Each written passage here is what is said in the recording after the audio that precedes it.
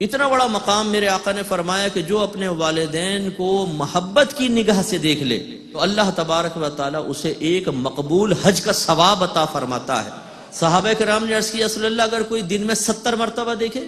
ایک روایت میں 100 مرتبہ دیکھے، فرمایا اللہ کی رحمت بہت بڑی ہے، اتنے حج کا ثواب۔ اس سے ذرا وہ نوجوان درس حاصل کرے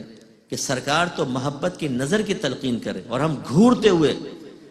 بگڑے ہوئے چہروں کے ساتھ ماں باپ کی آنکھوں میں آنکھیں ڈال کر ان کو دیکھتے ہیں، جس سے ماں باپ لرز جاتے ہیں، کانپ جاتے ہیں کہ بیٹا غصے میں آ گیا ہے، بہت غصیلا ہے، کوئی بدتمیزی نہ کر دے، ہماری عزت اتار کے ہاتھ پہ نہ رکھ دے۔ بیچارے گھبرا جاتے ہیں، ان کا خون خشک ہو جاتا ہے، ان کے دماغ کی رگیں کھنچ جاتی ہیں۔ ایسی اولاد کو سوچنا چاہیے آج اپنے ماں باپ کو اس ٹینشن میں مبتلا کر کے،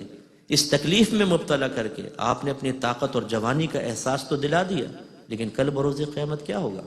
اسی طریقے سے ایک ہم نے یہ دیکھا ہے کہ اگر کوئی اپنی ذاتی ترقی سے اوپر چلا جاتا، ماں باپ تربیت نہ کر سکے، ماں باپ اچھا نہ پڑھا سکے، ماں باپ والد صاحب کاروبار نہ کروا سکے، اور وہ لکھ پتی کروڑ پتی ہو گیا، تو پھر وہ بعض اوقات تانے دیتے ہیں جو کچھ کیا اپنی محنت سے۔ آپ نے کیا کیا؟ ہمارے آپ نے کیا کیا؟ ارے والدین نے آپ کو دنیا میں لانے کا وسیلہ اور ذریعہ بن کر سب کچھ کیا ہے، اگر آپ نہ ہوتے آپ دنیا میں نہ آتے۔ آپ کے والدین نے آپ کے لیے بہت ہی بڑا عمل کیا ہے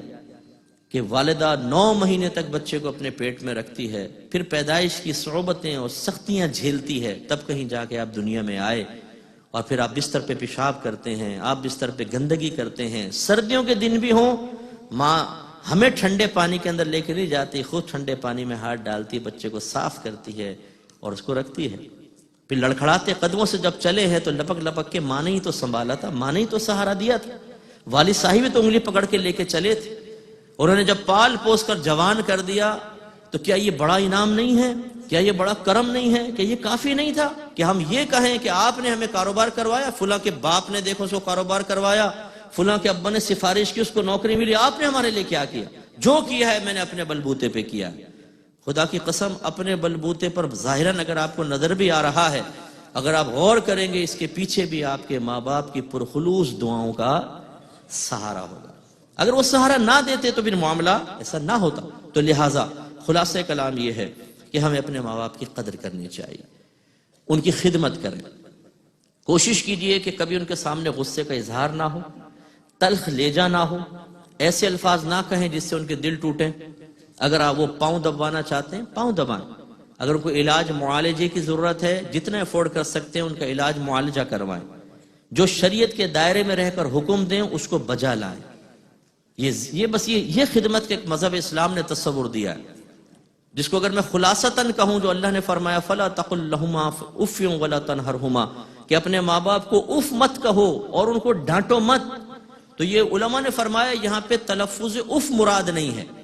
بلکہ جب اف کہتے ہیں تو اس سے اذیت اور تکلیف پہنچتی ہے، تو گویا کہ اللہ تعالیٰ یہ فرما رہا ہے کہ اپنے ماں باپ کو تکلیف نہ پہنچاؤ۔ آج کے اس درس کی برکت سے اگر آپ ایک چیز اپنا لیتے ہیں، ایک چیز میرے لیے بھی ثواب جاریہ ہوگی، مینجمنٹ کے لیے بھی ہوگی، جنہوں نے انعقاد کیا ان کے لیے بھی ہوگی انشاءاللہ، کہ آج جا کر بستر پہ لیٹ کے غور کر لیں کہ ہمارا کون سا عمل ہمارے ماں باپ کے لیے باعث اذیت و تکلیف بن رہا ہے۔ آپ کا گھورنا، آپ کی زبان، آپ کا رویہ، آپ کا پاؤں پٹکنا، دروازے زوروں سے بند کرنا، ان کی نصیحتوں کو اگنور کرنا، ایسے جملے کہنا جس سے ان کو ان کی کمزوریوں کا احساس ہو۔ اگر اللہ نے کسی وجہ سے آپ کو مقام و مرتبہ دے دیا، آپ کو بڑا منصب مل گیا، پیسہ مل گیا، تو اپنے ماں باپ کو حقارت کی نگاہ سے دیکھنا، جس کا خود ان کو بھی احساس ہو جائے کہ اب بیٹے کی نگاہیں بدل چکی ہیں۔ بیوی کی اس طرح فیور کہ اس میں ماں کی دل آزاری ہو یا باپ کے لیے تحقیر کا پہلو نکلتا ہو، کوئی ایک چیز بھی اگر آپ کو محسوس ہو تو فوراً اپنے اللہ کی بارگاہ میں رجوع کریں۔ ان گناہوں پر توبہ کا ترتیب وار طریقہ یہ ہے کہ پہلے ماں باپ کے قدموں کو پکڑ کے معافی مانگ لیں کہ مجھ سے غلطی ہو گئی، میں معافی چاہتا ہوں۔ اگر ماں باپ اس کے جواب میں آپ کو ڈانٹے ڈپٹے سن لیں، بڑے باپ کے بننے کی کوشش نہ کریں کہ نہیں میں جاؤں گا تو طنز ہوگا، میں جاؤں گا ڈانٹے ڈپٹیں گے، بھائی کون جائے ماں کے پاس، کون جائے ابا کے پاس، کوئی بات سن لیں، اور اس کے بعد پھر خالصتاً اللہ تعالیٰ کی بارگاہ میں توبہ کریں اور صرف توبہ کرنا کافی نہیں ہوتا، بلکہ مطلوب شرع حقیقتاً توبہ کے بعد اس پر استقامت ہے۔ پھر اس کے بعد ساری زندگی ایسا نہ ہو کہ ہماری زبان سے کچھ کلمات نکلے، برا نکلے، اور انشاءاللہ جب آپ ایسا کریں گے دعاؤں کے مستحق ہوں گے، اور انشاءاللہ دنیا اور آخرت میں بڑی ترقی پائیں گے۔